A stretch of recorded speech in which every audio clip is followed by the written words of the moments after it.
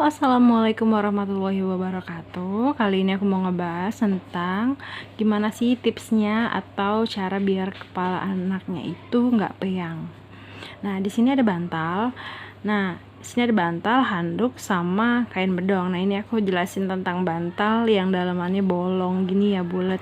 Jadi ada yang sebagian bilang kalau bantalnya kayak gini anti peyang, pencegah kepalanya peyang gitu. Tapi sebenarnya kalau dari dokter ataupun bidan itu nggak nyaranin bayinya untuk tidurnya pakai bantal karena bisa menyebabkan kematian bayi mendadak. Dan juga memang nggak ada teori fakta gitu kalau misalnya kalau pakai bantal itu, bantal yang bolong kayak gini nggak peyang gitu. Nah, dari sharing pengalaman aku nggak pernah makein bantal ke anak aku dari baru lahir sampai sekarang, maupun bantal yang dalamnya bolong begini, tengahnya kayak gini, ataupun yang datar gitu ya. Lagian juga emang menurut aku kurang efektif pakai bantal begini. Terus kalau tidur gitu kan masih bayi banget kan, nggak sejajar tuh kadang kan sama bagian sini. Jadi kalau bayi tidurnya tuh kayak nggak sejajar aja sama punggungnya pas lagi tidur gitu kan. Nah, di sini aku ada anduk sama kain bedong. Nah, aku tidurin anak aku pakai ini. Jadi alasnya itu pakai handuk yang bisa nyerap keringat sama bedong yang bahannya lembut. Pokoknya apapun itu yang bisa menyerap keringat, karena kan bayi kalau misalnya lagi tidur itu di salah satu sisi terus menerus pasti kan akan keringatan terus ya. Nah, ini ketika anak aku lagi bayi banget, baru lahir kan palanya masih kecil tuh. Jadi ini aku lipat berdua aja begini. Jadi kan kecil.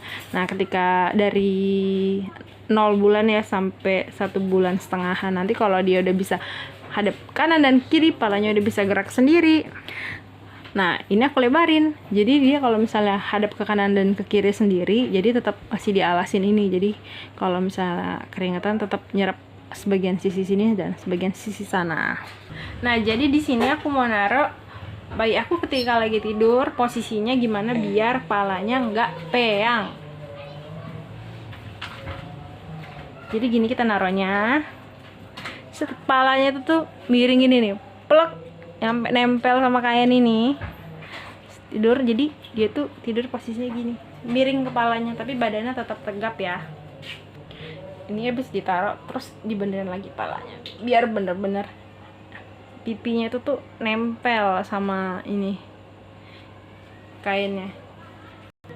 Nah, ini posisi kepala, bentuk kepala bayi. Nah, jadi bentuk bulatnya tuh begini, set. Kalau yang benar-benar bulat itu ya, kepala bayinya itu tuh di sini itu tuh bulat, terus di sini ada jeglokannya gitu. Nah, gini, jeglokan, kelihatan kan tuh jeglokannya. Jadi kayak beli boneka doll yang kayak ala-ala boneka Susan yang kepalanya botak, dia pasti kepalanya bulat, terus belakangnya ada jeglokannya gitu di sini. Jadi kepala peyang itu bukan berarti gepeng di sebelah sisi aja, tapi kepalanya rata itu juga termasuk peyang. Nah, kalau ada kepalanya rata, biasanya di depannya sini itu tuh ada kayak lingkaran gitu, karena ketekan dari yang belakang, terus akhirnya dia naik kepalanya ke atas gitu, jadi bikin kayak mahkota gitu. Jadi kayak ada lingkaran gitu di sini, kayak bando ya, kayak bando gitu.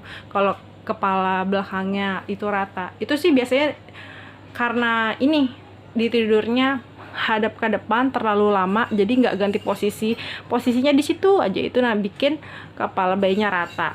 Nah, ini bayi aku tidurin posisinya 2 jam hadap ke kanan, 2 jam hadap ke kiri, dari 0 bulan sampai 1,5 bulan.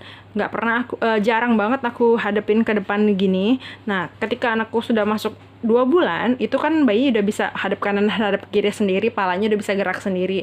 Nah, itu udah mulai deh ke depan, hadap depan 2 jam, hadap ke kanan 2 jam, hadap ke kiri 2 jam. Terus digantian begitu. Yang penting balance, hadap kanan dan hadap kirinya berapa jam. Karena kan bayi itu kan baru lahir, palanya masih lembut banget ya. Jadi kalau cuma di satu sisi doang, takutnya dia gepeng sebelah. Jadi harus tetap diperhatiin waktunya, harus balance.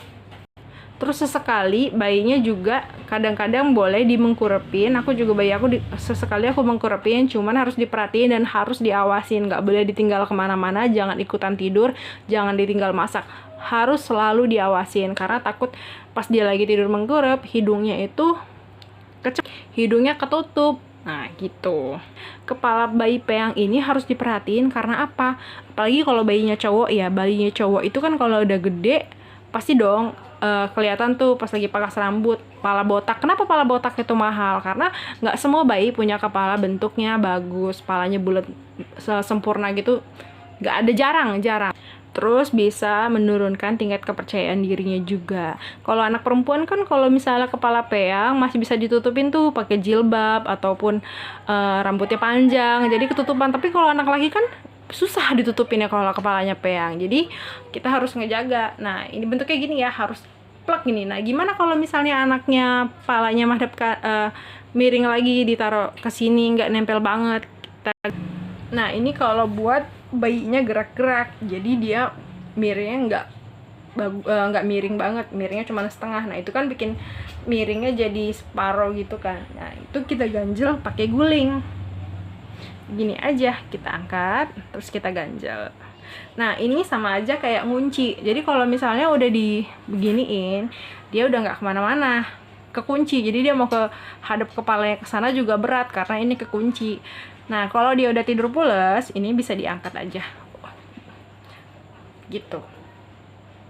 Nah, ini posisi kepala bayi anak aku yang tidurnya mengkurap.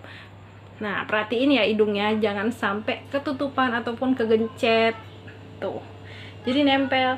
Nah, kalau misalnya tidurnya di posisinya begini, itu juga sama kayak pas dia tidurnya telentang, jadi sebelah kanan 2 jam, sebelah kiri 2 jam, jadi nggak cuma satu sisi aja, kan pegel kalau cuma satu sisi aja, terus juga nanti nggak balance bentuknya. Nah, kalau misalnya telentang gini kan biar bisa di sininya itu